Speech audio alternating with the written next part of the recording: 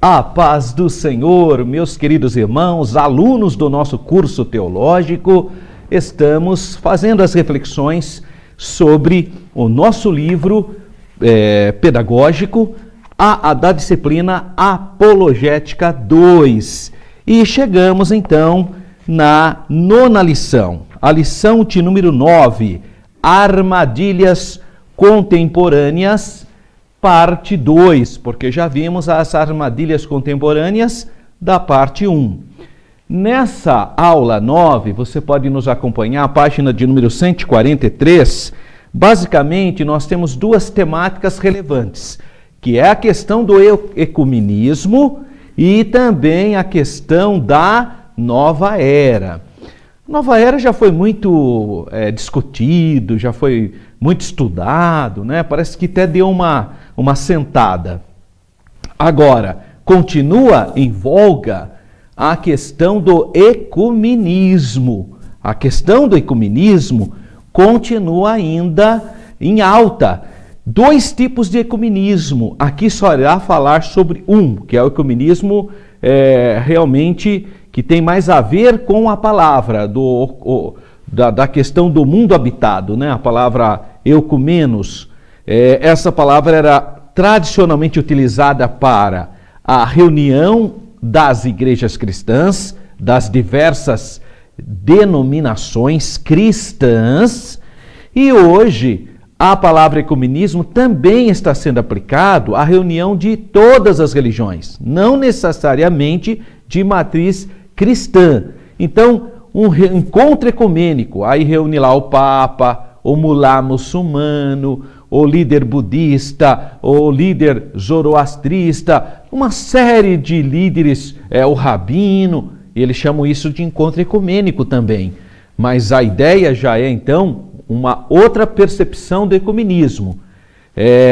Exegeticamente, se a gente fizesse uma análise da palavra, a palavra ecumênico seria mais para o encontro de igrejas cristãs, de todo o mundo habitado. Então ela nasceu numa perspectiva mais cristã. Hoje ela já está numa perspectiva mais aberta. Quando se fala ecumênico, se pensa de todas as religiões. No nosso estudo, nós voltaremos para aquela perspectiva de reunião das igrejas cristãs. E a ênfase maior será dado sobre a questão da igreja evangélica, bíblica, e os muitos catolicismos com suas tradições. Basicamente, são essas considerações que eu quis fazer antes de adentrarmos, então, na nossa lição. E ele inicia com uma palavra profética, quando o profeta Amós, no capítulo 3, versículo 3, inicia dizendo: andarão dois juntos, se não houver entre eles acordo. Veja, ao mesmo tempo que a gente chega logo à conclusão, mas é um questionamento, é uma pergunta. Andarão dois juntos, se eles não estiverem em acordo? Bom, o ecumenismo é um tema que desperta o lado amoroso de qualquer pessoa, porque é bonitinho você falar: olha, vamos deixar as nossas diferenças e vamos dar ênfase às nossas similaridades. Então, o que é diferente a gente deixa para lá e o que nós temos em comum a gente unifica. Então, ele é um tipo de ideia muito atrativa, até muito inteligente. Então, a unidade, a fraternidade, o amor, o companheirismo e a amizade são virtudes que todo cristão deve praticar. Isso é fato. Então, claro que é possível esse ecumenismo que eu estou dizendo aqui, dentro de igrejas da mesma percepção cristã, é possível. Por exemplo, o conselho de pastores não deixa de ser um encontro ecumênico. São muitas denominações, mas consegue ter comunhão. Por quê? Porque tem a fraternidade. Aqui entra o que Agostinho de Hipona pontuou no século IV. Ele diz assim: nas coisas essenciais, a unidade. Então, as igrejas evangélicas, de um modo geral, mesmo aqueles grupos que às vezes têm algum tipo de doutrina contraditória, como a gente discutiu naquela aula sobre os movimentos contraditórios.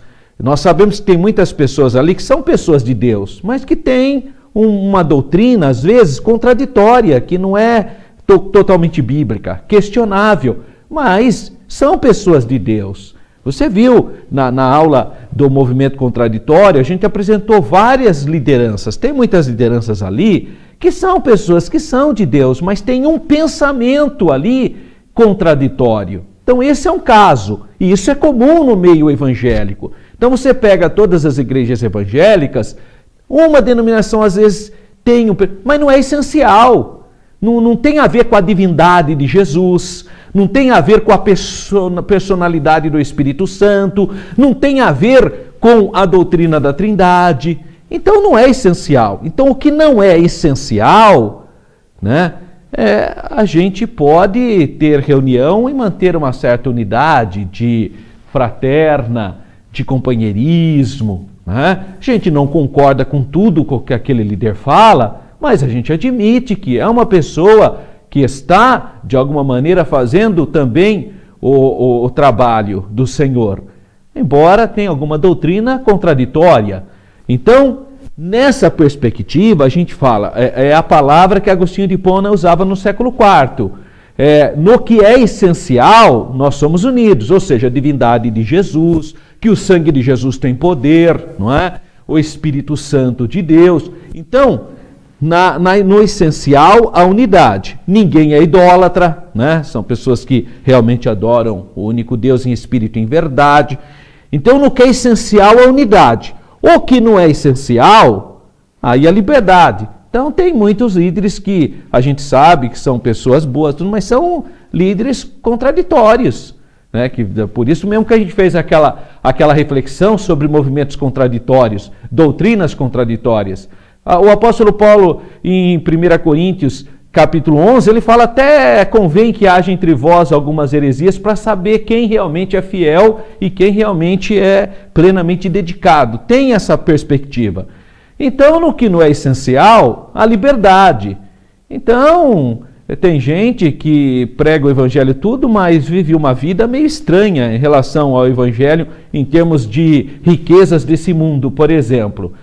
Mas não seria o essencial. Então, fica livre para isso, a gente vai apontar, vai mostrar o que não deve acompanhar esse tipo de atitude, mas enfim, fica lá. Então, o que é essencial? A unidade, o que não é essencial? A liberdade.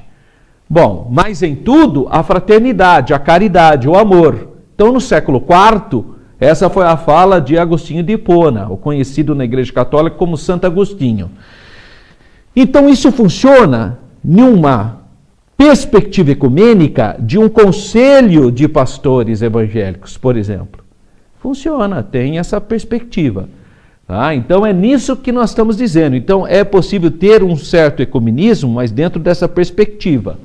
Como recusar uma proposta tão digna como ideal ecumênico? Agora, quando o ideal ecumênico é todo mundo junto, independente do que é essencial, aí acende a luz vermelha. É isso que nós vamos questionar. Então, aluno, preste bastante atenção e compreenda isso. Porque senão a pessoa vai falar, mas vocês também são ecumênicos, porque vocês têm a reunião de pastores. Tá, não deixa de ser um ecumenismo. Mas o que hoje está definido como ecumênico são os encontros gerais das maiores religiões. E nós vamos explicar por que nós não concordamos com esse tipo de pensamento. Como dizer não, então, ao amor, à amizade e à aproximação? Não tem jeito de você dizer não como ser humano, porque independentemente da crença das pessoas, todos nós somos seres humanos, né? A humanidade. Como não querer andar com pessoas que têm o mesmo Deus? Aí que vem já a questão. Assim, o ecumenismo é um assunto fascinante e desafiador, porque, de um modo geral, tem uma certa lógica natural, não é? Sabemos que discutir a questão ecumênica, então, requer, antes de tudo, despir-se de conceitos anteriormente estabelecidos, ou seja, preconceitos, ou qualquer outro tipo de resistência, né, para discutir essa temática. Mas, acima de tudo, precisamos ser honestos, intelectualmente sinceros, claros em nossas convicções e posições. Bom, as questões que nos vêm à mente quando se fala sobre o ecumenismo, a gente precisa saber qual é a proposta, porque uma igreja evangélica pode, juntamente com uma outra religião, ajudar, por exemplo, um momento pandêmico. Elas podem, seus líderes se reunirem para ajudar pessoas no serviço social, mas isso não tem nada a ver com comunhão doutrinária. Estão entendendo? Então, uma igreja, um templo evangélico, juntamente com um templo católico, se uniram para dar vacinação em massa para as pessoas. Isso aí é um assunto social, não tem nada a ver com o ecumenismo, irmão.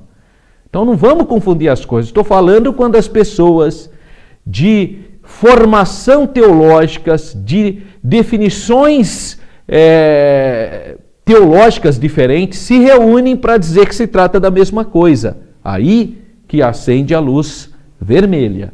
Qual é então a proposta do ecumenismo hoje? Quem está propondo esse ecumenismo? Quais os fundamentos da proposta? Os grupos envolvidos estão de acordo com as bases do autêntico cristianismo? Então nós precisamos perguntar isso antes de ir dando a mão e fazendo culto junto, né? Há alguma ameaça à preservação na centralidade da pessoa de Cristo e também com a experiência em Cristo? Então nós temos que fazer essas perguntas antes de abrindo espaço para esse tipo de pensamento que já ocorreu com a igreja presbiteriana, anglicana, metodista, católica. Eles são tudo ecumênicos, para eles tanto faz uma coisa com outra. Nós respeitamos, mas não podemos concordar quando os pensamentos não são similares ao que diz as Sagradas Escrituras, porque a nossa base é aquela, só a Bíblia. O que é ecumenismo? Ecumenismo é uma palavra que vem do termo grego oikomene, que é todo mundo habitado, né?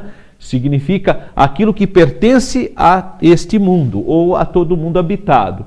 Trata-se de uma palavra usada mais no âmbito cristão, eu disse isso no início, às vezes é utilizada de maneira abrangente, né, com todas as outras confissões religiosas, sendo também empregado para denominar o diálogo entre todas as religiões, que aí fica mais lato, né? Neste caso, o nome apropriado seria diálogo interreligioso e não encontro ecumênico, né? Porque ecumênico seria uma palavra mais dentro do universo cristão. E aí seria apenas uma relação interreligiosa ou um diálogo religioso, mas não a ideia do ecumênico. No dicionário Aurélio, define ecumenismo como movimento que visa a unificação das igrejas cristãs.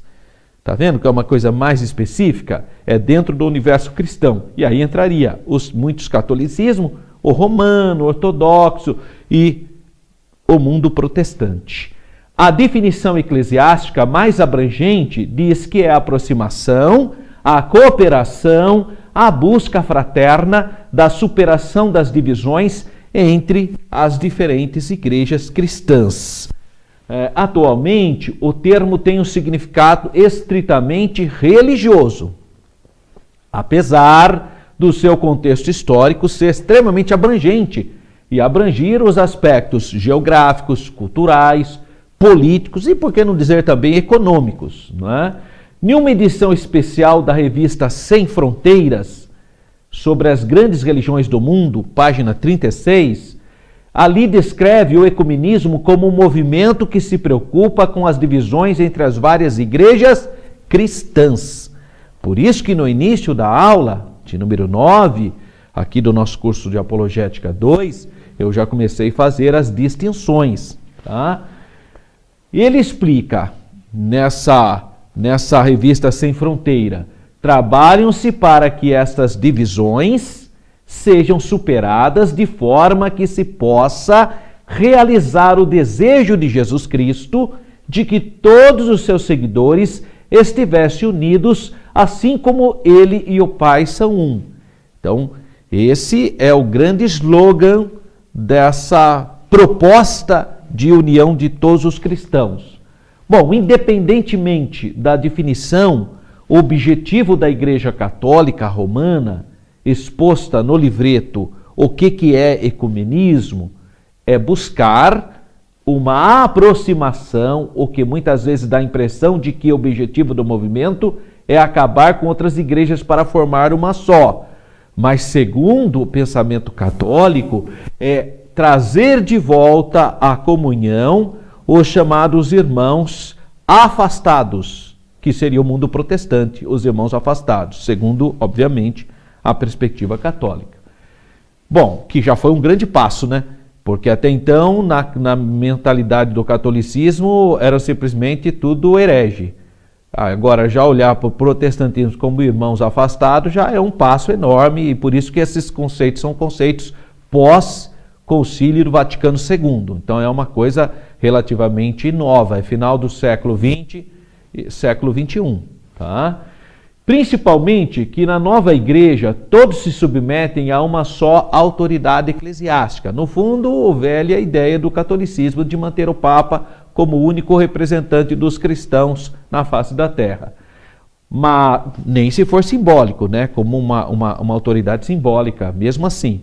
Mas, na verdade, não é exatamente esta a proposta. Por isso, é importante entender a questão mais profundamente. A gente precisa entender, então, o que seria esse ecumenismo proposto por essas grandes lideranças católicas, ortodoxas e protestantes. Vamos tentar entender isso, tá? Bom, em defesa do ecumenismo, no Brasil existem vários organismos que são de natureza ecumênica. E nós acabamos tendo dificuldade. Por quê? Porque o fato de um grupo protestante católico se reunir com a ideia de fazer um debate político para as temáticas sociais, econômicas, educacionais do país, não necessariamente é um ecumenismo. São simplesmente representantes de várias denominações que estão interessadas no debate político, social e econômico do seu país. Agora, o que nós estamos dizendo é que eles estão criando, então, dentro da perspectiva ecumênica cristã, criando diálogos teológicos. E aí nós vamos ter problema, porque tem coisa que não dá para se superar.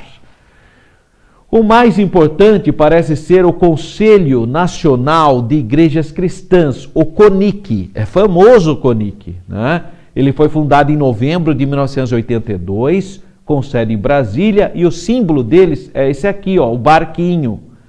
Então, o barquinho que é o símbolo do CONIC, do Concílio das Igrejas Cristãs. Seus membros são os membros do CONIC atualmente: a Igreja Católica Apostólica Romana, a Igreja Cristã Reformada, a Igreja Episcopal Anglicana do Brasil, a Igreja Evangélica de Confissão Luterana no Brasil, a Igreja Metodista, a Igreja Presbiteriana Unida do Brasil, a Igreja Católica Ortodoxa Siríaca do Brasil. Atualmente, então, esses são os membros.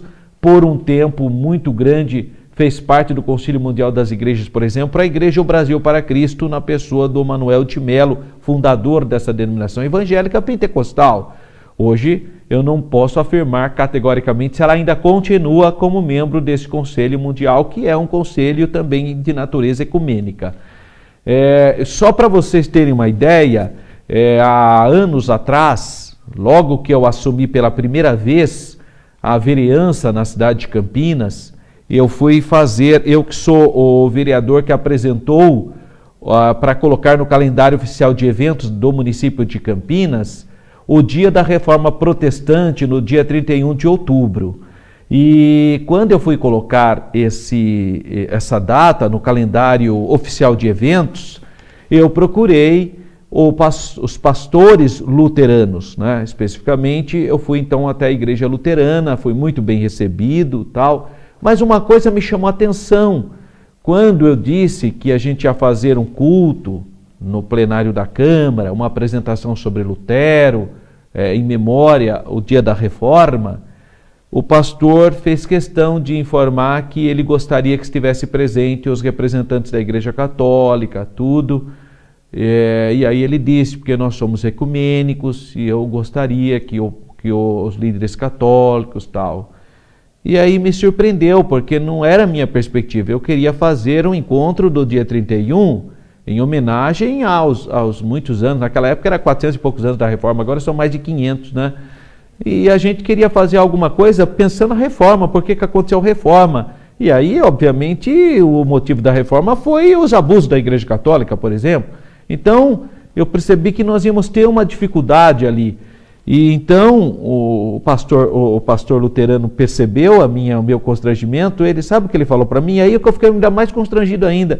Ele falou, então, vereador, você vê aquele versículo de João 14,6 que fala que Jesus é o caminho, não é bem assim, né? Todos os caminhos levam a Deus. Ele falou isso para mim, eu fiquei perplexo, aí eu fiquei ainda mais, né? Se eu já estava constrangido, aí o constrangimento bateu nas alturas, né? Eu falei, pastor? Ele falou, não é só Jesus, esse exclusivismo, né? Todos os rios levam ao mesmo mar, né? Todos os caminhos levam a Deus. Eu falei, tá bom, pastor, obrigado pela sua atenção, e saí de fininho, e falei, não é bem isso que eu estava pensando, quando eu propus o projeto de colocar no calendário, mas foi aprovado, a Câmara aprovou, e todo ano a gente faz uma reflexão sobre a Reforma Protestante, mas eu já percebi que não dá para trazer essas pessoas, porque elas têm uma outra perspectiva sobre a questão do exclusivismo de Jesus e sobre a questão do que motivou a Reforma. Mas a gente respeita essas pessoas, né? E o fato da gente discordar não significa que a gente não respeita, né? As coisas, eu estou dizendo aqui só para vocês entenderem o contexto da questão ecumênica, que eles acabam até travando certas situações em prol dessa ideia do ecumenismo, de um não sensibilizar o outro, né? Não ter conflitos. Bom, no âmbito internacional, destaca-se o Conselho Mundial das Igrejas, que é o CMI, fundado em 1948, do qual a Igreja Católica Romana, até a publicação da edição especial do Sem Fronteiras, não era filiada. Bom, uma assembleia desse organismo, realizada em 1991 em Canberra, na Austrália, reuniu mais de 300 igrejas cristãs de todo o mundo. É um movimento muito forte, né? Ela tem assento na ONU, para vocês terem uma base. Olha o peso político desse movimento. Bom, vamos então agora fazer a reflexão proposta aqui no nosso curso de Apologética 2. Diferentes no essencial. Lembra, no século IV, o que Agostinho de Hipona dizia? No essencial, a unidade. Então, no essencial não pode ser diferente, porque se for diferente no essencial, pronto, já não tem mais liga. Então, 2 Coríntios 6,15 diz assim, que harmonia há entre Cristo e o maligno? É a pergunta, o questionamento de Paulo. Ou que união do crente com o incrédulo? Isso é sério. Nós que cremos na literalidade da palavra de Deus, né? Então temos que ter a nossa posição e defender a fé uma vez dada aos santos. Quem será a autoridade final em assuntos doutrinários essenciais no ecumenismo? Uma vez que, imagina-se, católicos romanos e evangélicos podem um dia estar, não necessariamente unificados, mas pelo menos andando juntos? Essa é a pergunta. Para o evangélico, por exemplo, a Bíblia é a única autoridade. A Bíblia Sagrada, para nós, os evangélicos, a Bíblia Sagrada é a única regra de fé. Então, é a única. Nós não aceitamos o livro do Mórmon, não aceitamos o princípio divino da Igreja Moon, não aceitamos os escritos da Ellen Goldwright, da Igreja Adventista, não aceitamos nenhuma outra obra, é só a Bíblia, só a palavra de Deus. Ou seja, 39 livros no Antigo Testamento e 27 livros no Novo Testamento. 66 livros. Só a Bíblia, não aceitamos nem os livros apócrifos. Só os livros canônicos. Essa é a posição, então, das igrejas evangélicas, cristãs e bíblicas. Essa é a posição. Não vem com revelação, com profeta, com novo profeta, com novo líder. Tudo isso nós rejeitamos. Nós consideramos todos esses profetas, líderes e apóstolos, todas que vêm querendo inventar coisa que não esteja de acordo com a Bíblia, tudo que não é de acordo com a Bíblia, inclusive a tradição. Qualquer tradição, por mais boa que seja, se não tiver amparo nas Sagradas Escrituras, para nós é maldito. Nós somos radicais nesse sentido. Tudo, irmão, tudo que não tem amparo nas Sagradas Escrituras, para nós é amaldiçoado, é maldito. Nós rejeitamos. Rejeitamos o livro de Mormon, rejeitamos os escritos da Ellen G. White, rejeitamos esses falsos profetas, livro Princípio Divino. Tudo isso nós rejeitamos, tudo, porque para nós Jesus é o Verbo que se fez carne, é a revelação, fez a obra consumada, está consumado. Então para nós é só o Senhor Jesus que é o Salvador. Cremos em Deus Pai, Deus Filho, Deus Espírito Santo. Tudo que a Bíblia fala, nós cremos. O que não está na Bíblia, rejeitamos.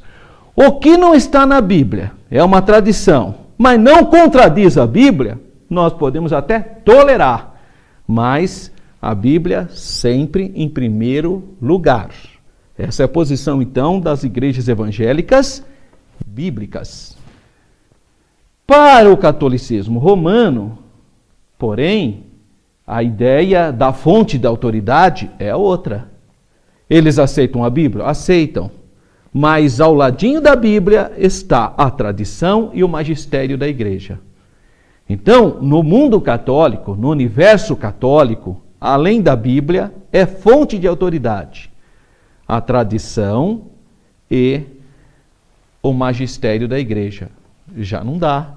Para nós não dá. Por quê? Porque fonte de autoridade para nós é só a palavra de Deus. Não é nem a tradição, nem o magistério. A tradição e o magistério, se eles não tiverem contra a Bíblia, não haveria problema. O problema é quando a tradição e o magistério da igreja ficam contra a Bíblia. Outra perspectiva que é importante você saber, para nós a Bíblia é superior ao magistério da igreja. Para o catolicismo, a igreja é superior à Bíblia. Então, enquanto que na igreja evangélica, a igreja evangélica cristã, bíblica, é serva da palavra, no catolicismo romano, a Bíblia é serva da igreja. É diferente, é completamente diferente, vai ter posições completamente díspares. As consequências disso serão diferentes. Na apresentação do livreto, então, da CNBB, que é a Conferência Nacional dos Bispos do Brasil, que é da Igreja Católica Apostólica Romana, afirma que pretende aprofundar esse encontro fraterno entre as igrejas cristãs e confirma uma velha suspeita do mundo evangélico, quando declara que tudo será feito em sintonia com os anseios do Papa.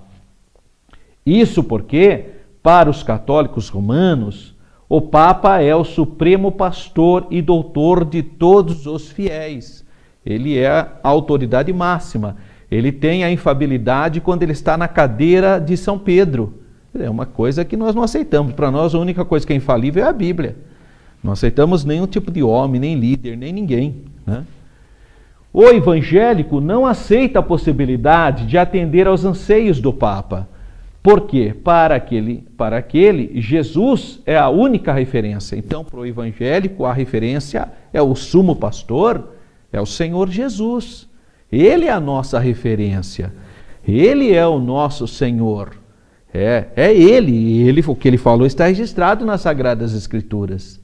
Então, há um conflito aí muito grande. Por quê? João 14,6. Jesus declarando, eu sou o caminho, a verdade e a vida, e ninguém vem ao Pai senão por mim. Outro ponto forte, outro ponto de forte desacordo, está no culto à Virgem Maria.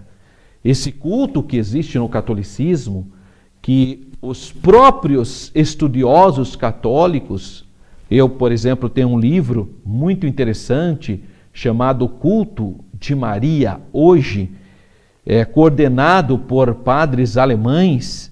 Ali está registrado documentalmente que o culto a Maria apareceu timidamente apenas no final do século IV.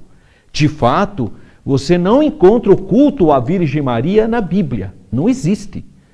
Pode procurar em Atos dos Apóstolos, nos Evangelhos, nas cartas, em Apocalipse. Não existe o culto a Maria. Não tem. Isso é uma invenção a partir do século IV. Então, nós não podemos aceitar um culto que não é bíblico. Né? Não tem na Bíblia.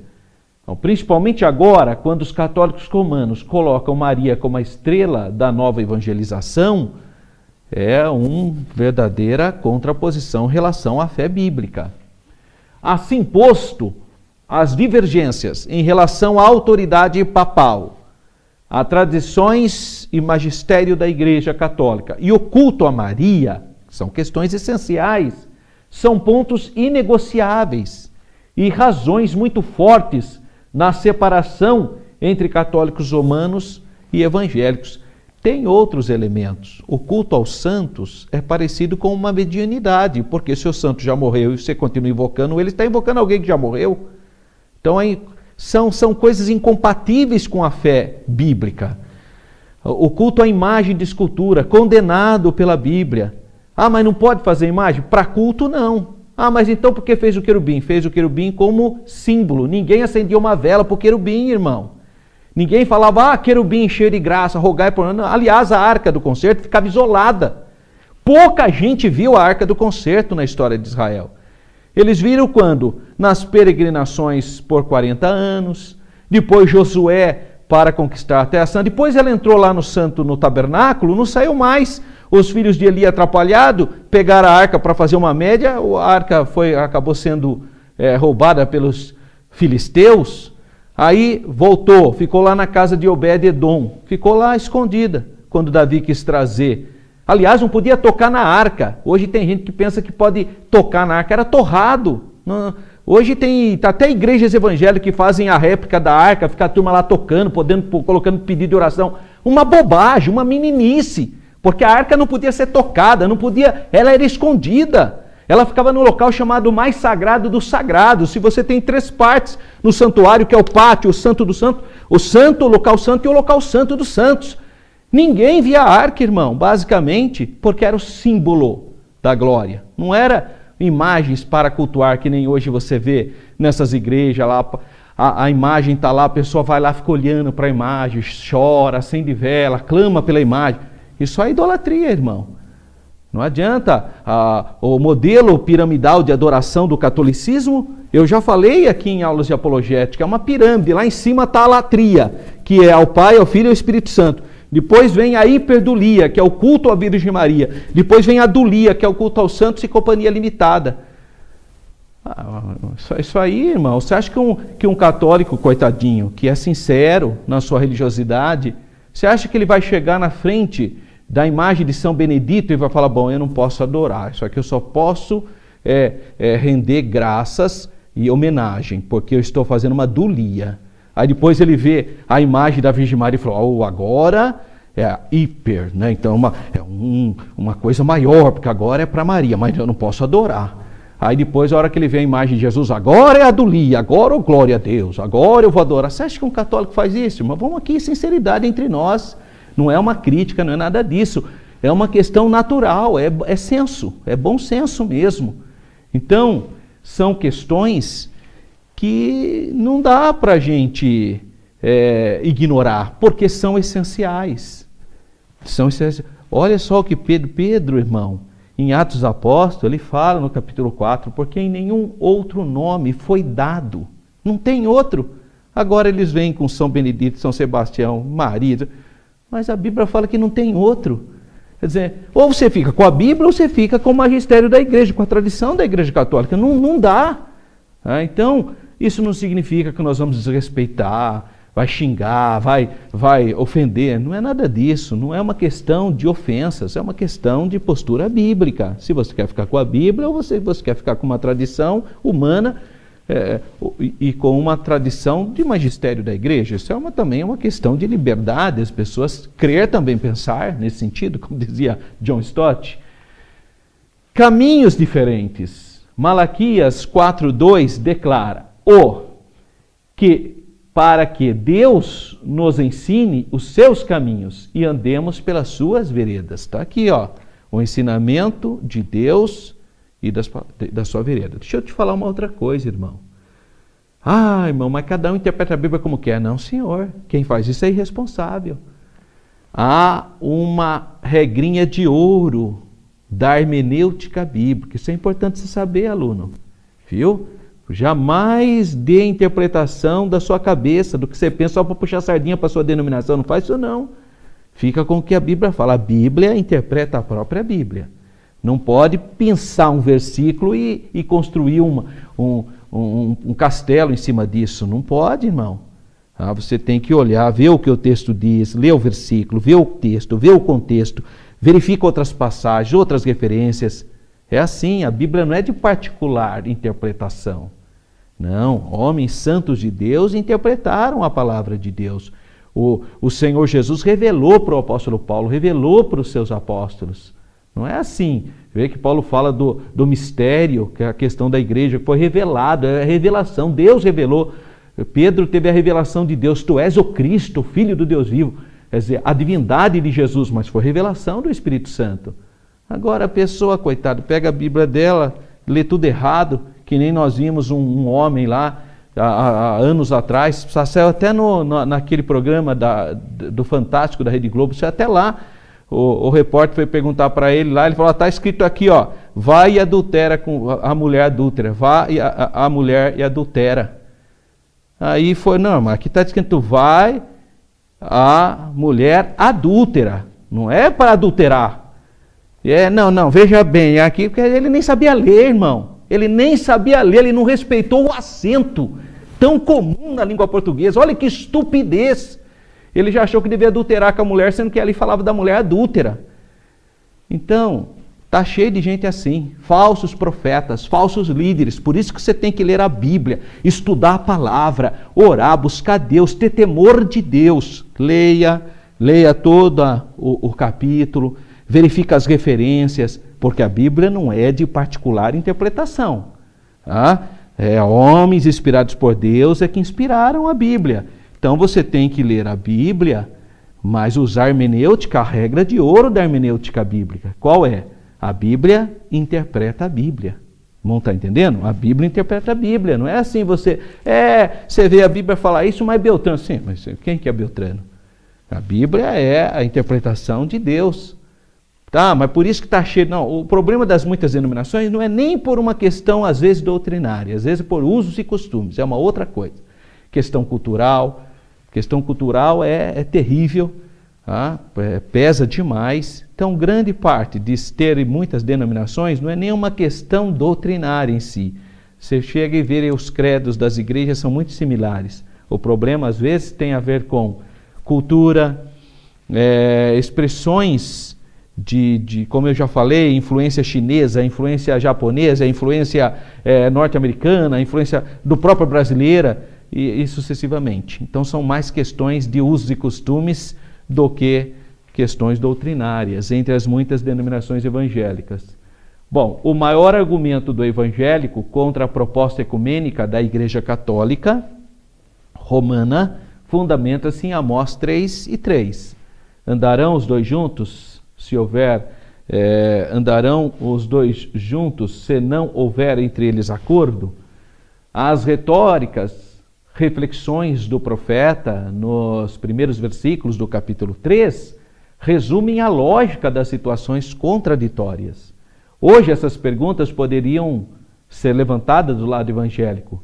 As seguintes: é possível servir e adorar o Senhor Jesus e adorar e servir a Maria ao mesmo tempo? Porque o slogan católico é o seguinte: tudo por Jesus, nada sem Maria. Esse é o slogan da Igreja Católica. Tudo por Jesus, nada sem Maria. Só que Maria, com todo o amor que nós temos por ela, porque ela mesma disse no cântico dela, a minha alma se alegra em Deus, o meu Salvador. Quem precisa de Salvador é pecador, não é?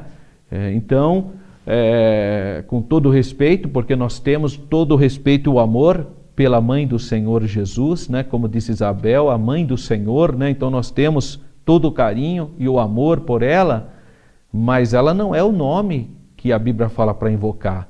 O nome que a Bíblia fala para nós invocarmos para sermos salvos é o nome do Senhor Jesus. Senão Pedro tinha falado, irmão. Ou Pedro estava errado, então. E agora a Igreja Católica está certa, e o apóstolo Pedro, que eles falam que foi o primeiro Papa, que é outra invenção, estava errado.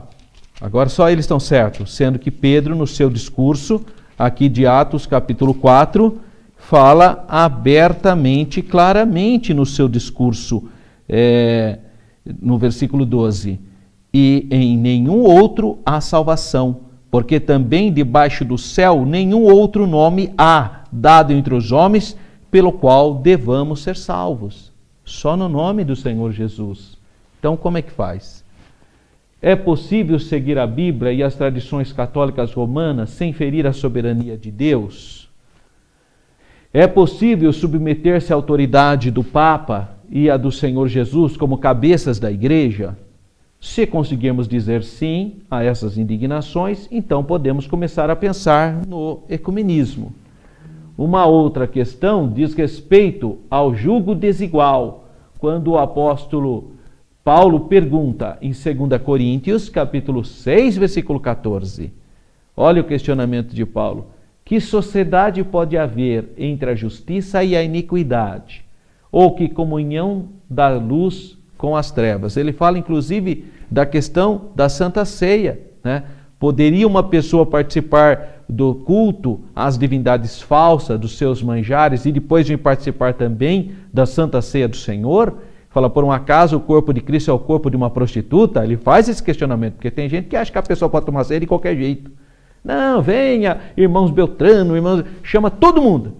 E Paulo faz isso, são gente que não lê a Bíblia. Paulo está fazendo esse questionamento, não pode, a mesa do Senhor não pode ser repartida com quem não nasceu em Cristo. A Bíblia Shed, página 136, define jugo desigual como qualquer ligação com incrédulos que tende a diminuir ou mudar a direção da peregrinação para Cristo. A diferença é tudo. Levítico 10:10, para fazerdes diferença entre o santo e o profano, entre o imundo e o limpo. A questão das diferenças, portanto, são fundamentais. Não é fácil conciliar convicções que não se harmonizam. Não tem jeito. A mesma coisa acontecia também na época do Senhor Jesus. Sua mensagem chocava-se com o formalismo dos fariseus, dos saduceus e as tradições da religião judaica, que já estava, o judaísmo na época do Senhor Jesus já estava desviado, irmão. Né? Tem gente, coitada, eu vejo essas igrejas, por isso que nós chamamos de movimento contraditório, judaizantes, que dizem que creem em Jesus como Messias, mas agora quer voltar nas tradições judaicas. Aí põe um quiparzinho na cabeça, deixa a barba crescer, toca o chofar na igreja, achando que está voltando para as tradições judaicas. Eu vou ler um versículo aqui, para que a pessoa seja mais esperta. Jesus, no capítulo 23 de Mateus, versículo 15, fala que o judaísmo na época dele estava desviado. E você está copiando algo de uma religião que estava desviada na época de Jesus. Olha só o que Jesus diz. Ai de vós, escribas e fariseus hipócritas, pois que percorreis o mar e a terra para fazer um prosélito, e depois de o ter desfeito, o fazes filho do inferno 2 vezes mais do que vós. Quer dizer, as pessoas que se convertiam ao judaísmo na época de Jesus tornavam-se 2 vezes filhos do inferno. Olha que situação. Por quê? Porque o judaísmo já estava afastado da proposta de Deus por causa da tradição.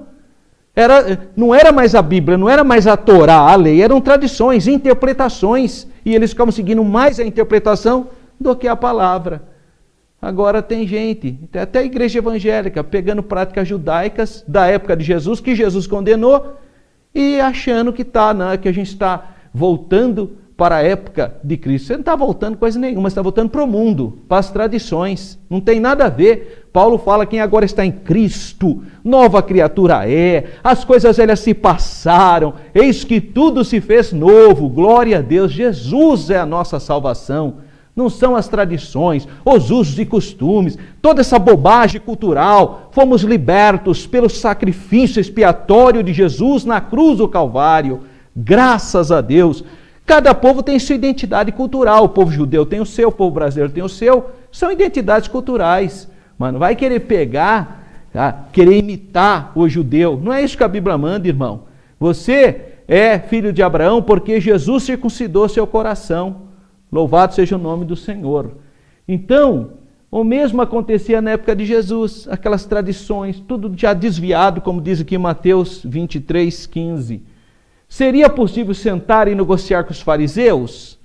Porque os fariseus não eram idólatras. Olha, os fariseus, os saduceus da época de Jesus, você pode acusar eles de formais, eram gente hipócrita, pode falar o que você quiser, mas não pode chamá-los de idólatras, porque idólatras eles não eram.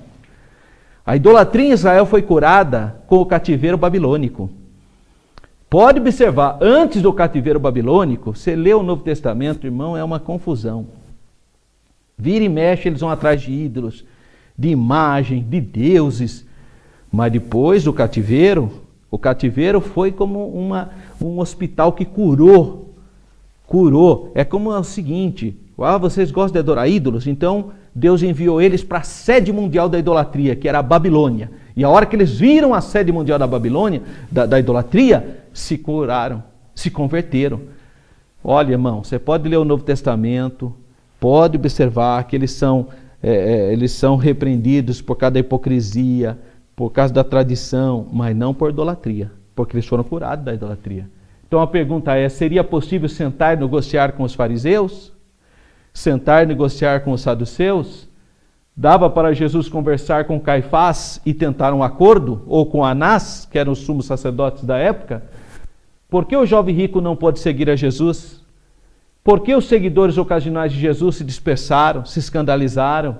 Nestes casos, a separação era inevitável, porque a dificuldade estava no propósito, ou na natureza de propósito.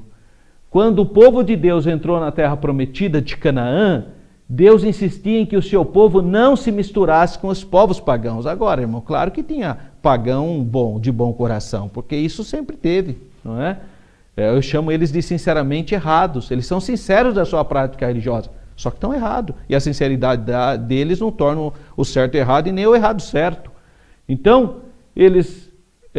Deus proíbe a mistura, né, daquelas regiões circunvizinhas. Por quê? Porque eles perderiam a identidade.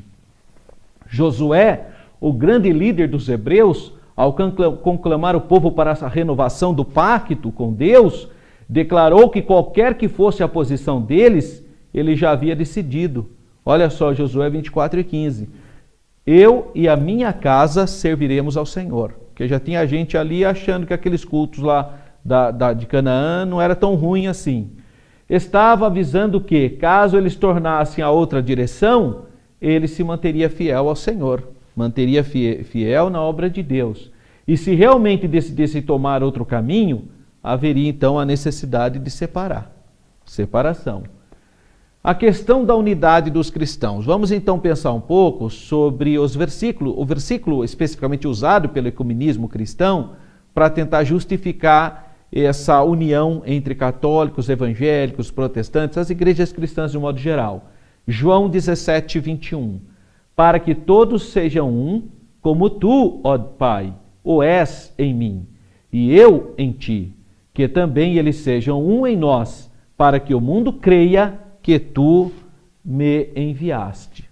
Sobre a unidade que se prega em defesa do ecumenismo, a Bíblia de Estudo Vida, da editora Vida Nova, comenta o texto de João 17:21.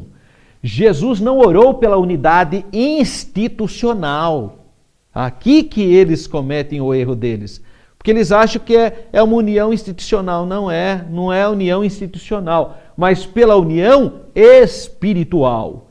Quer que todos os crentes sejam unidos em amor, em graça, assim como o Pai e o Filho são um. Deus deseja que o mundo veja as manifestações tangíveis dessa unidade espiritual, desse amor espiritual. Quando os cristãos demonstram o amor de Deus de maneira concreta, as pessoas são convencidas mais prontamente que o próprio Jesus foi a expressão maior do amor de Deus. O desejo do Senhor Jesus é que seus seguidores tenham os mesmos pensamentos e as mesmas atitudes instruídas e guiadas pelo Espírito Santo. Efésios capítulo 4, versículo 3. Seja qual for sua cultura, língua ou nacionalidade, o cristão não pode, por exemplo, jamais ser o quê? Idólatra. Você não pode ser idólatra. Ou eleger outros nomes além de Jesus. O verdadeiro cristão só clama o nome de Jesus, conforme Atos capítulo 4, versículo 12, é só o nome de Jesus e não outro nome. Agora a pessoa diz que é cristã, mas acredita na avó Rosa como outro consolador. Quer dizer, isso não é cristianismo. A pessoa diz que é cristão lá da Igreja Messiânica Mundial, mas acredita que o fundador, o japonês fundador é o Messias. Quer dizer, que história é essa? Então é uma outra coisa. A pessoa diz que acredita em Jesus, mas também adora Maria, ou faz culto a Maria, aos santos, sendo que a Bíblia fala aqui claramente que só existe um nome, que é o nome do Senhor Jesus, e a pessoa desobedece à Bíblia e segue outros nomes e acha que é a mesma coisa. Não é a mesma coisa, irmão. Tá? A gente tem que ficar claro isso. Para muitos católicos romanos, uma aproximação, unidade, chega a ser indiferente. Isso porque passeiam com muita naturalidade em redutos não cristãos. Então, infelizmente, devido ao catolicismo não ser só uma religião, mas ser também uma expressão cultural, né, porque eles estiveram junto no processo de colonização do Brasil, então muitos católicos vão no espiritismo, vão para o candomblé, vão para cartomante, vão para numerologias, astrologia, jogos de azar, festa pagã, nem tem noção de nada, porque eles não é simplesmente uma fé, é também uma herança cultural. Sobre o movimento carismático católico, o livro Esse Crente Chato, do pastor Robson, da Associação Bíblica Universitária, a ABU, diz: o pentecostalismo católico não gosta de estudar doutrinas. Por quê? Porque eles falam que estudar doutrina, estudar a Bíblia, divide o movimento. Claro, ele vai ver lá que só tem o nome de Jesus para adorar, né? E ele está adorando outros nomes, ele vai ter problema, né? Então ele diz o seguinte: o pentecostalismo católico, que é o movimento carismático, não gosta de estudar doutrinas. Isso divide, usando como padrões o companheirismo na mesma experiência e o amor, em vez das Escrituras. E agora?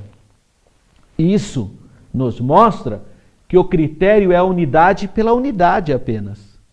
A fraternidade pela fraternidade. O amor pelo amor.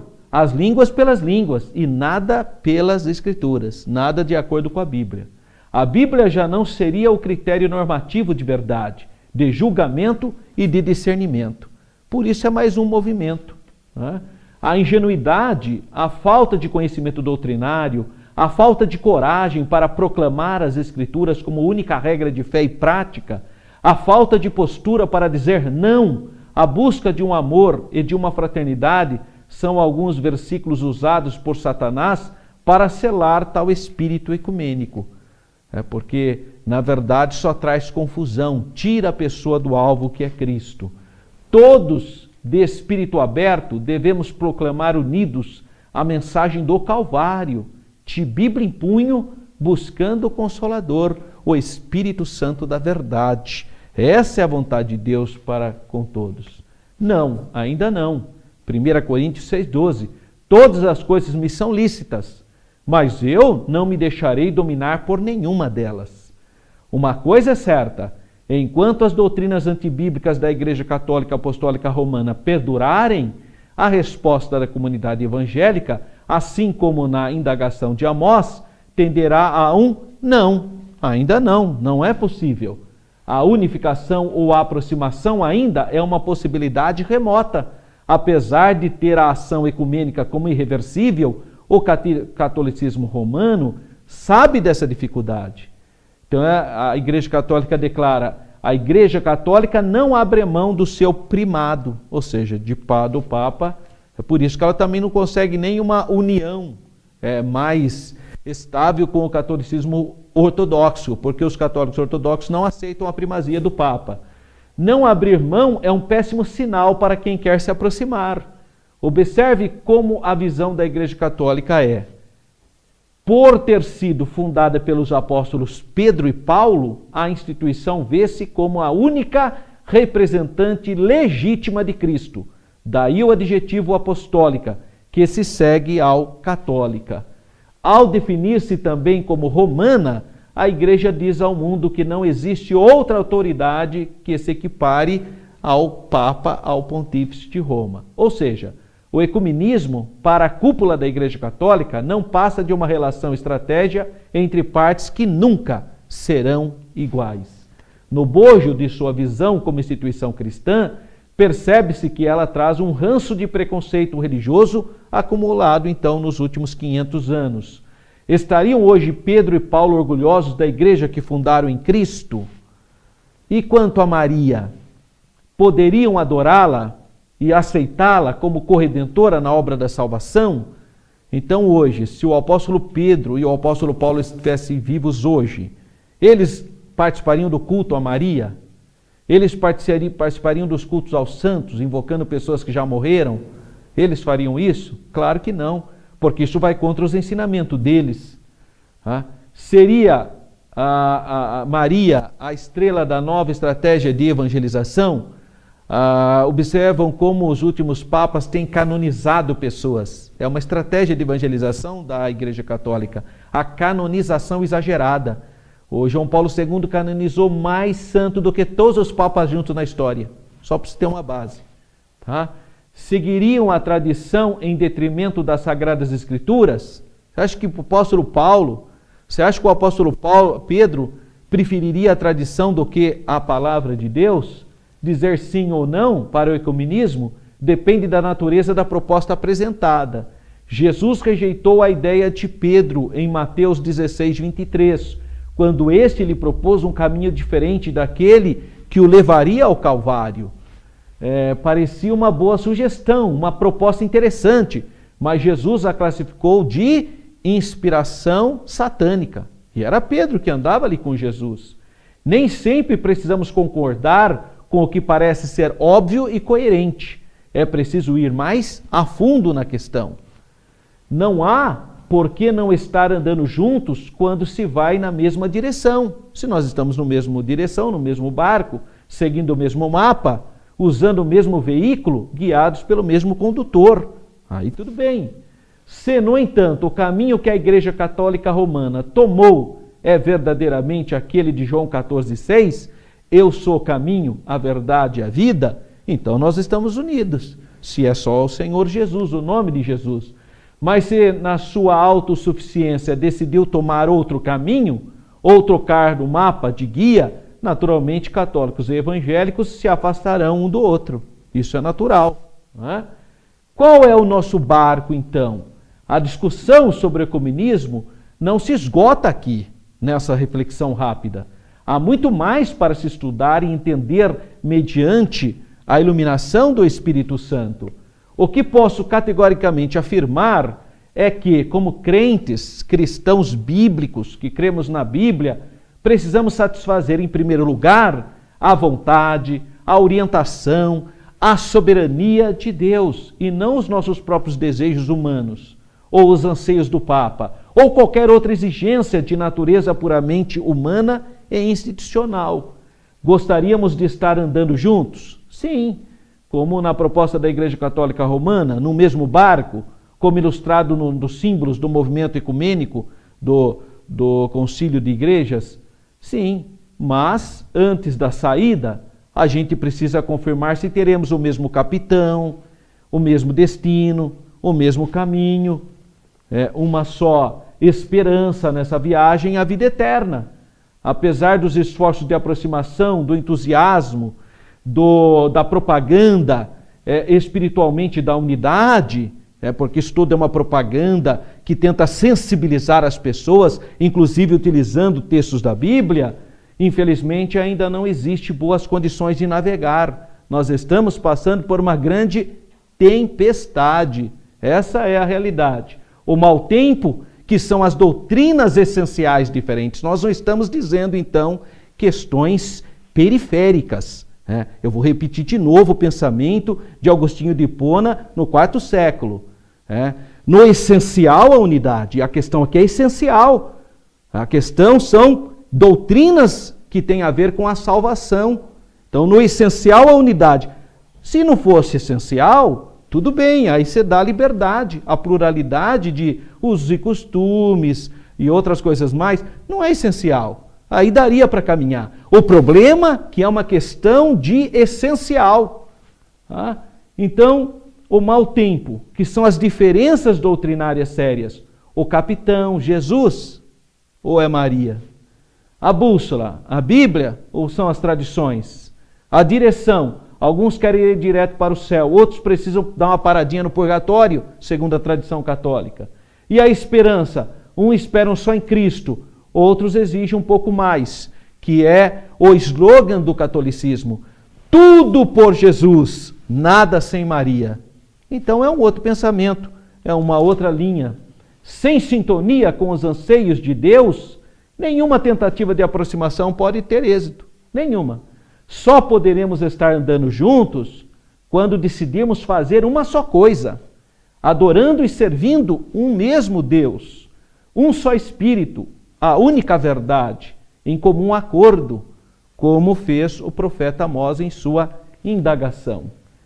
E as considerações finais. O objetivo ao analisar essa questão do ecumenismo é promover uma melhor reflexão sobre o assunto, principalmente porque nós, evangélicos, você e eu, a sua igreja, serão em algum momento convidados a participar de encontros ou debates ecumênicos, porque isso é uma proposta, uma agenda do catolicismo, inclusive. Devemos aceitar ou recusar o convite? Temos argumentos para apresentar ou não temos argumentos? Estamos prontos a ouvir e a fundamentar uma possível rejeição a uma proposta de natureza ecumênica? Precisamos primeiro entender a razão do movimento para podermos nos pronunciar quando necessário. É melhor uma resistência ou rejeição com fundamentação bíblica do que uma aproximação falsa, uma aproximação artificial. A Bíblia Shed, página 1347, comenta: não há neutralidade em assuntos religiosos. Quem não serve a Cristo está servindo ao diabo e curva-se ao seu jugo. É o que Jesus falou. Ou você é filho de Deus, ou você é filho do diabo. Os evangélicos justificam sua posição contrária ao ecumenismo com os católicos romanos, porque sabem que a Igreja de Jesus Cristo é formada de pessoas arrependidas e transformadas pela mensagem e pelo poder que há no sacrifício expiatório exclusivamente do sangue de Jesus derramado por nós. Pessoas que creem que Jesus é o único salvador de suas vidas e que vivem movidas pelo amor mediante a ação do Espírito Santo. São contrários porque continuam crendo que a reforma foi um avanço espiritual e não um equívoco. Que o brado da reforma continua válido hoje, 502, 503 anos depois. Só Jesus, aliás, vai fazer 503 anos a reforma agora, né? No ano, vamos comemorar 500, no dia 31 de outubro, 503 anos da reforma protestante. Que o brado dela é só Jesus, solo Christus. Só a Bíblia, solo Scripture. Só a graça, sola gratia. E só a fé, solo fides. E a Deus toda a glória, só Deus, o merecedor da glória. Mas esse é o brado da reforma.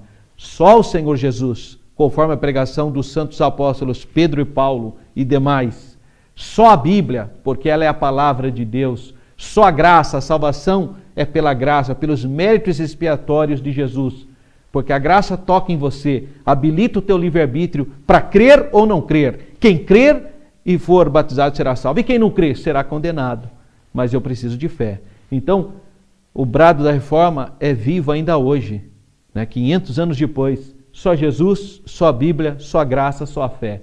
Acreditam que os esforços, nós evangélicos, que os esforços da unificação não levam em conta as razões reais da separação, a saber, as questões doutrinárias fundamentais, essenciais. Entende que o papado no catolicismo romano não é um ofício legítimo da igreja. Não é uma invenção institucional, cultural, que assumiu o local do sumo pontífice, que era um cargo do imperador romano. Quando Roma caiu em 476, o Papa absorve então a função do César, de ser sumo pontífice.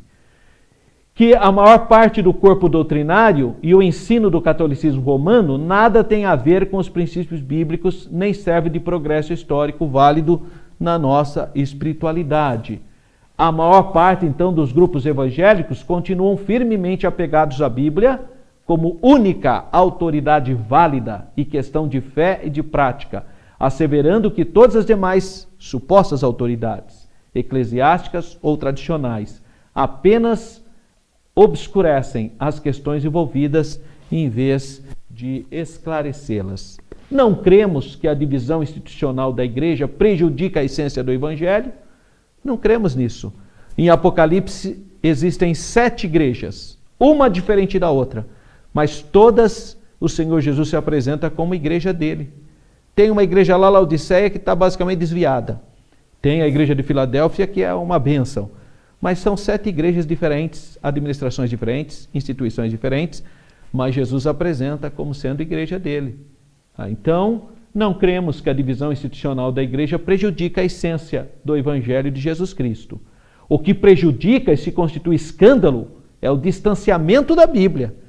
É uma vida fora da palavra de Deus, agindo como um líder, mas não obedecendo à Bíblia. É isso que tem trazido escândalo para o mundo. Esse distanciamento da Bíblia que produz heresias e os dogmas que corroem a fé. Jesus citava a Bíblia para autentificar a sua mensagem, dizendo: errais, não conhecendo as Escrituras e nem o poder de Deus. Mateus 22, 29. E também quando o Senhor Jesus fala: vós examinai as Escrituras, por quê? Porque cuidais ter nela a vida eterna.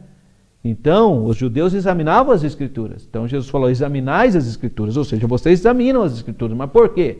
Porque cuidais ter nela a vida eterna. Elas testificam de mim. Vocês estão lendo a Bíblia, estão examinando a Escritura e não conseguem enxergar que eu sou o Messias?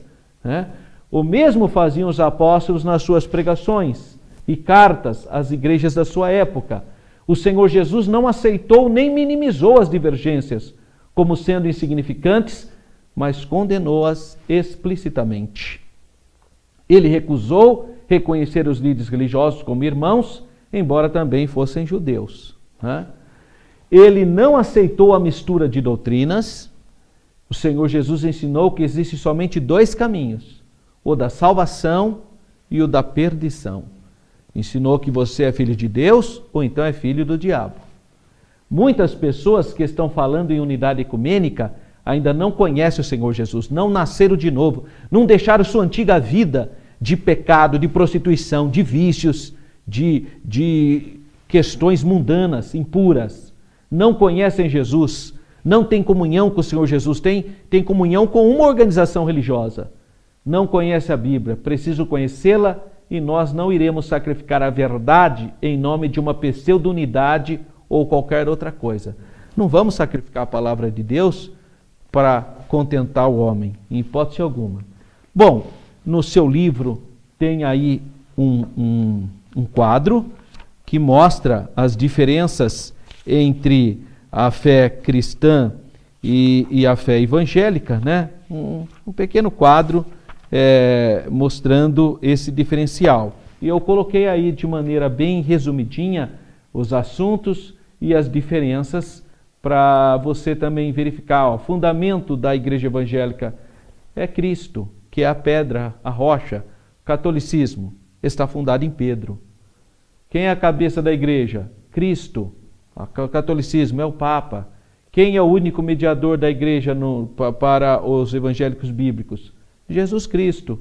Quem é os mediadores na igreja católica? Jesus, Maria e Companhia Limitada. Salvação por meio da graça, pela fé. graças, obras, indulgências no catolicismo. A autoridade na igreja evangélica é a Bíblia. Na tradição católica, tradição, magistério e Bíblia. O culto, segundo as Escrituras, é um culto espiritual. No catolicismo, é a cerimônia. Você pode ver, a missa é uma cerimônia. Objeto do culto, para os evangélicos, só Deus, Trindade, Pai, Filho e Espírito Santo. E no catolicismo, além da Trindade, os santos, Maria, hóstias, imagem, porque eles adoram a Eucaristia, já que na percepção dele aquilo é literalmente o corpo de Cristo, é a doutrina da transubstanciação, que é uma outra invenção filosófica de Tomás de Aquino. Então, justificada por Tomás de Aquino, né? Então, são diferenças. Tá? E Colossenses capítulo 2, versículo 8 diz: cuidado, que ninguém vos venha a enredar com sua filosofia e vãs sutilezas, conforme a tradição dos homens, conforme os rudimentos do mundo, e não segundo Cristo. Então, isso é muito sério. Essa temática ecumenismo, então, nós temos que fazer toda essa reflexão antes de entrar nesse barco. A segunda temática proposta nessa aula de número 9 é sobre a nova era. Você pode me acompanhar aí a partir da página 150. É muito difícil definir a origem desse movimento da nova era, uma vez que não possui uma organização formal. Não dá para você falar é uma igreja, não é isso. É um movimento tão vasto e que joga a sua simbologia para tantos outros que não dá para a gente definir. Na verdade, trata-se de um conjunto bastante amplo de conceitos cujo objetivo é destruir a visão judaica cristã da sociedade ocidental. Por isso que é uma armadilha pós-modernista. A nova era pretende substituir então a cosmovisão judaica cristã para uma visão mística e panteística, trazer de volta ao panteísmo, trazer de volta aos cultos das antigas práticas europeias pagãs, dos vikings, dos druidas britânicos, né? É uma visão muito similar ao hinduísmo. Mesmo assim, podemos ligar a nova era, o movimento da nova era, com a Sociedade Teosófica de Helena Blavatsky, popularizada mundialmente pela atriz Shirley MacLaine na década de 80. Seus seguidores acreditam que estamos entrando na era de Aquário, acreditavam que entrava na era de Aquário, que superará então a era do peixe. O peixe é o símbolo do cristianismo. Creem que essa nova era trará um novo avatar chamado Maitreya, que é o conceito budista, né? O mestre ascensionado Saint-Germain. A sua filosofia é fortemente relativista, né? Ou seja, a sua verdade, a minha verdade, quer dizer, no fundo nada é verdadeiro, né? Completamente, porque tudo é, então não é nada. Busca reunir o seu seio conceitos de todas as confissões religiosas. Entre os escritos mais reverenciados por seus seguidores, o de maior destaque é a Conspiração Aquariana, de autoria de Marilyn Ferguson. A obra de Marilyn Ferguson é considerada a Bíblia da Nova Era. E também os antigos escritos do I Ching, obras hindus, budistas e taoístas. Valoriza ainda as crenças dos índios norte-americanos, a astrologia, o misticismo e a magia. Bom, ela é panteísta. O que é panteísmo? Confunde a criatura com o Criador, acredita que tudo é Deus e Deus é tudo, mas Deus seria apenas uma força impessoal, não uma pessoa. Os humanos têm poder interior, sem restrições, basta apenas aprender a liberá-los. Encara Jesus tal como Jesus é visto no hinduísmo, não como Messias ou Salvador pessoal, mas apenas como um modelo espiritual, um avatar, ou um guru. Jesus foi um adepto da nova era, segundo eles, e eles apelidam isso, o nome de Jesus, de Isa. Isa é Jesus em árabe, né? Pois liberou o poder divino da mesma maneira que qualquer um poderia fazer. Muitos dos adeptos desse movimento creem que Jesus morou na Índia, no Tibete e na Grécia para aprender as verdades místicas. Jesus, para eles, não ressuscitou fisicamente, mas ascendeu em um retiro espiritual evoluído. Alguns grupos falam do Cristo cósmico, que seria o Cristo existente em cada ser humano. Ou seja, cada pessoa tem ou é um Cristo. Considera o homem como sendo Deus, a divindade do homem, que essa é a antiga ilusão de Satanás. Foi isso que ele falou para Eva. Deus falou que não podia comer porque o dia que você comer você vai ser igual a ele. Não, Deus não falou isso. Deus falou que se comesse eles iam morrer. Mas Satanás usa de meia verdade. Então, e aí o homem querendo ser igual a Deus, né, coitado. Mas não tem jeito de ser igual a Deus. A Igreja Mórmon também ensina isso. A Igreja Mórmon diz assim como um dia Deus foi homem, assim também um dia todo homem será Deus. Olha o raciocínio. Só que Isaías 43:10 tem uma resposta para essa gente que crê na divindade do homem.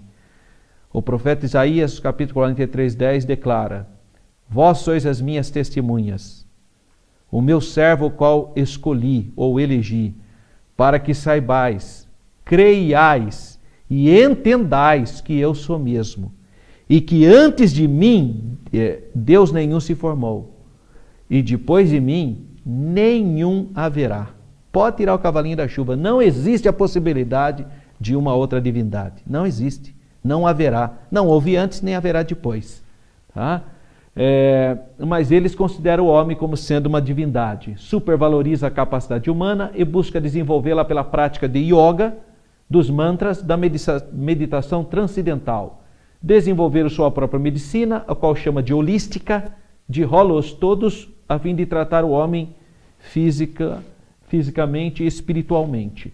Entre suas práticas, a acupuntura, destacam-se os florais de Bach, a musicoterapia, a cromoterapia, a regressão hipnótica, o uso de cristais e as pirâmides. Difunde amplamente a doutrina da reencarnação, pratica um tipo de mediunidade sob o nome de canalização, por meio da qual descanalizar os mestres ascensionados do universo, que no fundo são tudo demônios, espíritos maus, crê em gnomos, crê em fadas, crê em doentes e outros seres da mesma espécie que classifica de elementais. O impressionante, eu já vi isso, eu estava indo para uma palestra na Unicamp, eu parei para estacionar um carro de um professor universitário. Sabe o que estava escrito lá? Eu acredito em duendes. Quer dizer, em Jesus ele não acredita. Porque não, Jesus é os homens que inventaram. Agora em doente ele acredita. Veja, um cientista. Não é lamentável? Você vê que o Deus desse século cega a pessoa. E tem muita gente que você vê lá, eu acredito em duendes. Duende é esse aí, ó, duendes, fadas e gnomos. São esses serizinhos muito propagado nos desenhos também, né? Ler muito, ler tudo, ler o tempo todo. Quem ama ler vai concordar. Melhor que ganhar um livro é ganhar uma editora inteira. Se você ama ler, este presente é para você. O selo editorial da ETAD nasceu e ele tem o nosso DNA. Arminiano, pré-tribulacionista, pentecostal de verdade e, acima de tudo, bíblico. Edições Bernardo Johnson. Para quem ama ler, ler muito, ler tudo, ler o tempo todo. E os símbolos da nova era, o que é muito forte, né? A simbologia. São usados para falar e transmitir o pensamento, a doutrina. E muita gente usa, mas nem sabe. Tem muita gente que é o ignorante útil. Está fazendo a propaganda da nova era e nem sabe que está carregando no peito, na camiseta, no chaveiro, né? Nem sabe de nada, coitado. É por isso que eu chamo de o ignorante útil, né? Estão presentes nas roupas, nos calçados, em bijuterias, produtos comestíveis, cosméticos, quadros, adesivos, além da constante presença nos comerciais de TV, outdoor e propagandas em geral. Creem os adeptos da nova era que os símbolos, amuletos, são capazes de ampliar a força do pensamento, trazendo consigo uma energia capaz de influenciar a vida de qualquer pessoa que usá-los. Por isso que eles dedicam tanto na ampliação e na divulgação dos símbolos. O que mais é indagado acerca do assunto que mal há em usá-los, né? Quando a pessoa é pega com um símbolo absurdo daquele na camiseta, fala, mas o que tem? Isso aqui não tem nada a ver, né? A influência dos símbolos está no seu profundo significado esotérico, que rebaixa o homem, nega o Deus pessoal e exalta Satanás de muitas maneiras. Como você se sentiria em saber que está usando uma camiseta cujo símbolo traz a seguinte mensagem: sou filho do diabo, ou sou homossexual? Às vezes, em um pequeno chaveiro está escrito: Deus tem um pouco do diabo. Olha cada coisa. E as pessoas, coitadas, aquela simplicidade, né? Normalmente escrita em outra língua, por isso que a pessoa não sabe. Está lá escrito em outra língua, a pessoa não sabe por que está com aquilo, é outra língua. Devemos sempre atentar e saber que o simbolismo em geral visa memorar fatos ou exprimir crenças próprias de uma religião, de um povo ou de uma cultura, abrangendo várias civilizações. Pode ser apenas um ponto, ou só uma letra, ou um animal, ou uma árvore, seres mitológicos, criações feitas pela simples imaginação com um propósito definido. Seja qual for o símbolo ou logomarca, há um significado de origem para cada um. É claro que em alguns casos existe um certo relativismo, uma vez que a nova era empresta do cristianismo alguns símbolos, como por exemplo o arco-íris, que tem um significado bíblico totalmente diferente do significado que a nova era dá ou que o significado do movimento LGBT dá. Assim, é conveniente ter essa sensibilidade para não sermos desequilibrados em nossos julgamentos, né? Porque às vezes você vê um símbolo e você pensa que é a nova era e não necessariamente.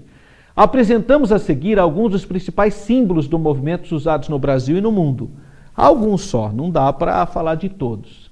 Por exemplo, esse símbolo aí é uma espécie de fita entrelaçada. Isso aí já foi usado para definir, por exemplo, no cristianismo, a Trindade, as três pessoas em unidade.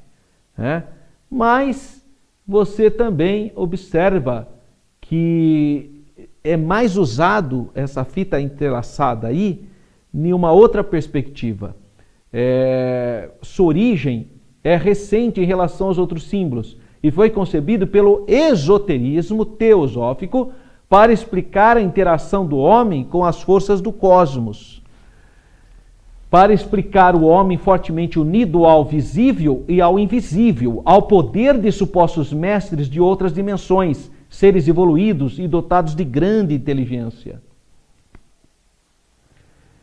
É usado por diversas sociedades secretas, mas em tempos de nova era, sua utilização vem tornando-se cada vez mais comum. O que significa? A princípio é o símbolo da união e da unificação, mas apresenta triplo significado. Primeiro, esse símbolo traz a mensagem que mostra toda a humanidade envolvida nos mesmos problemas, sendo assim a solução é única para todos também.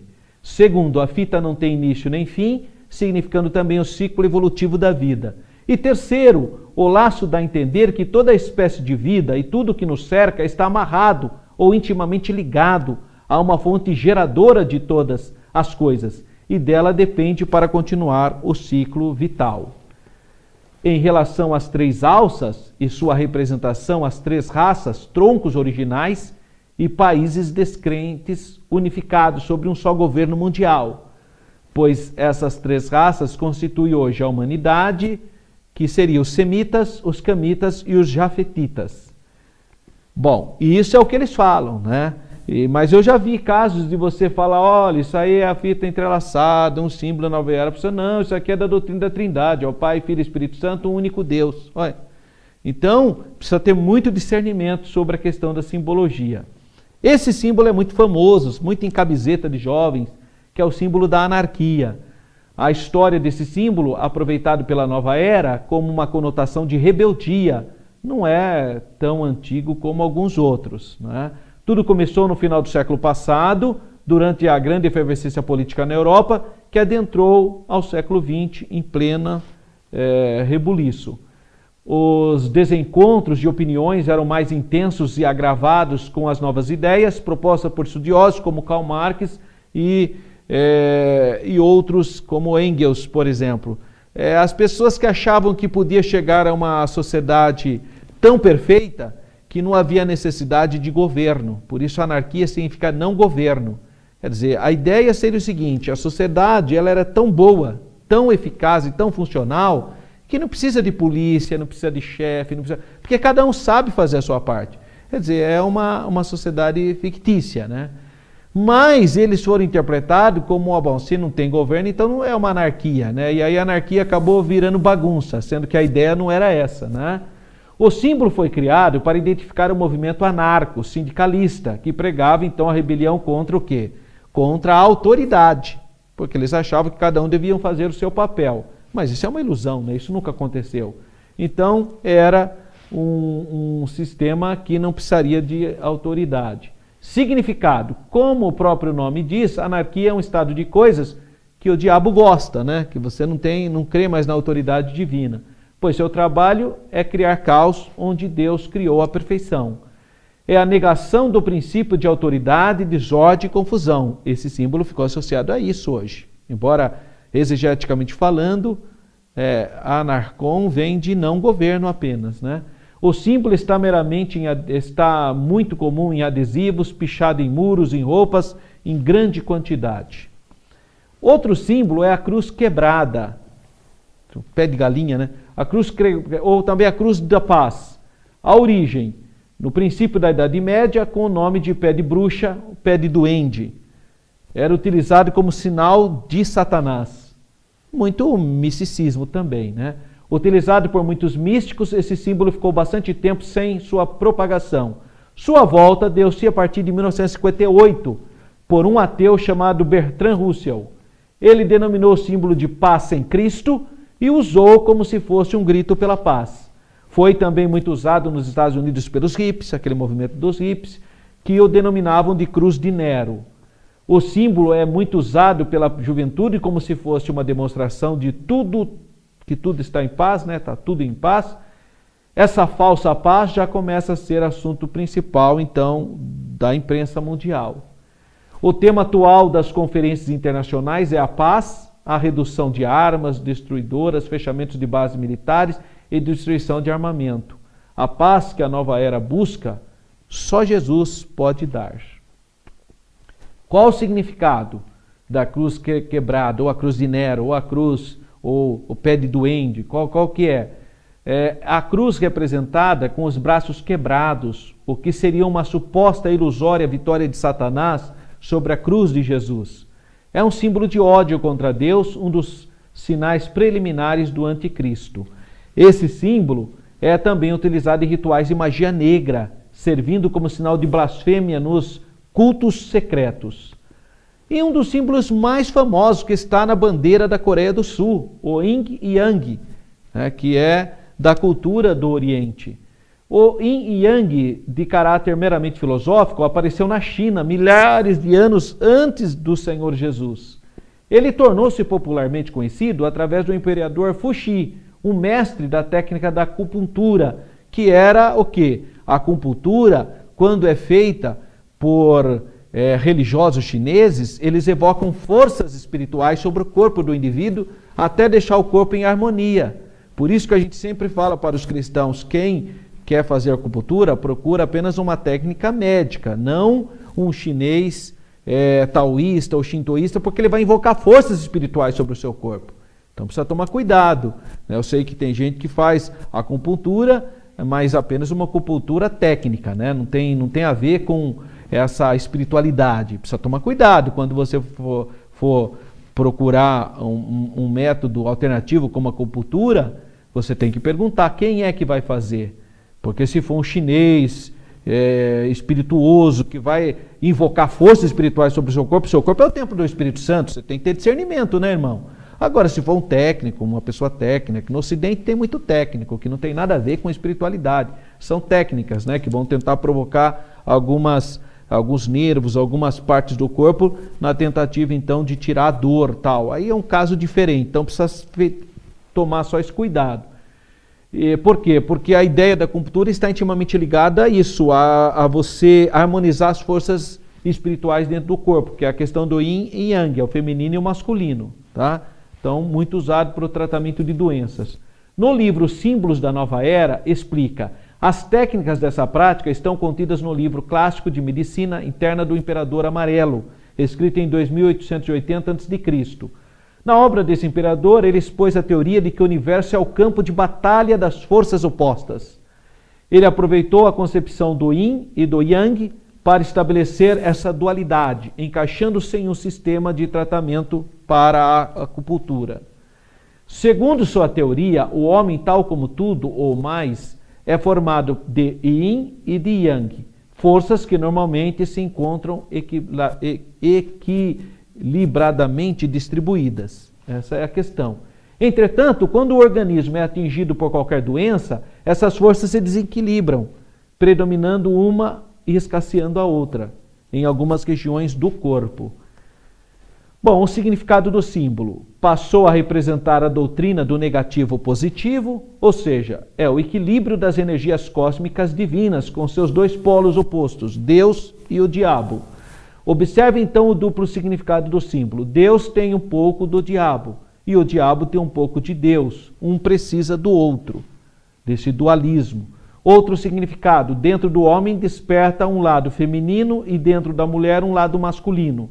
É a mensagem de apoio ao homossexualismo e ao lesbianismo. É um dos símbolos mais usados pelo movimento. É comum vê-lo aparecendo nos filmes, impressos em roupas, brinquedos, muros adesivos e, como eu já disse, é o símbolo da bandeira da Coreia do Sul. A questão do arco-íris.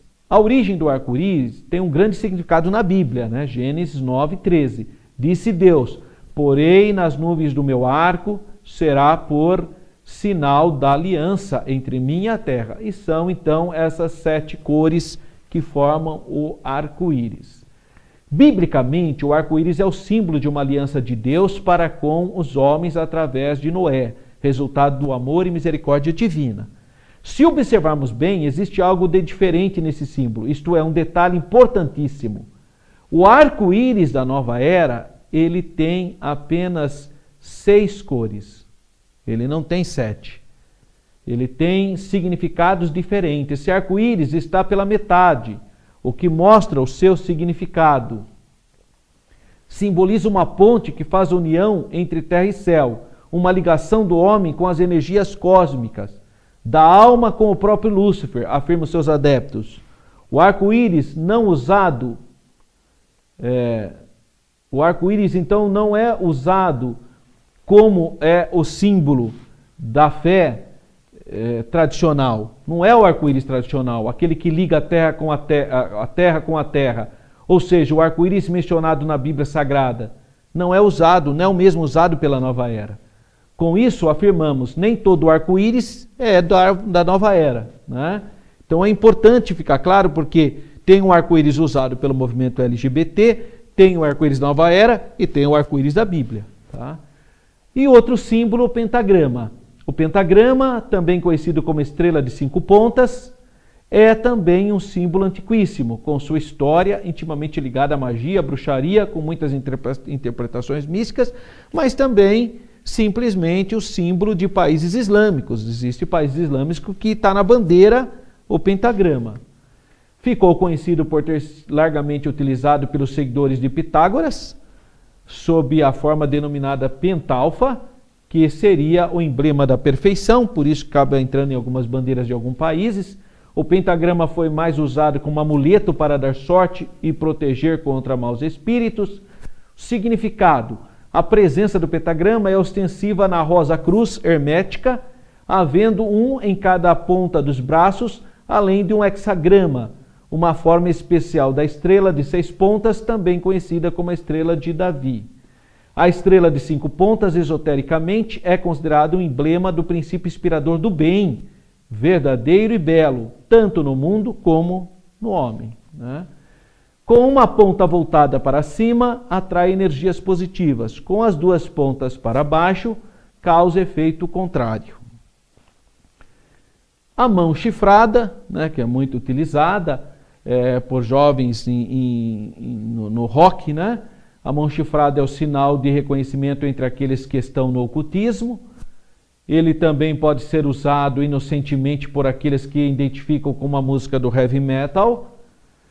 A cruz ansada, origem, veio da arte do Antigo Egito, era esculpida nos sarcófagos e túmulos dos faraós, representando a imortalidade da alma. Significado atual: a cruz com laço, que foi muito usada pelos hippies, traz como significado o desprezo à virgindade. É um símbolo da deusa do amor, Vênus. E entre a página 154 a 159 do seu livro, tem uma série de símbolos. E você pode olhar lá os seus respectivos significados. Tá? Você pode observar que entre a página 154 a 159, tem todos esses símbolos que eu coloquei aqui com os seus significados mais detalhados.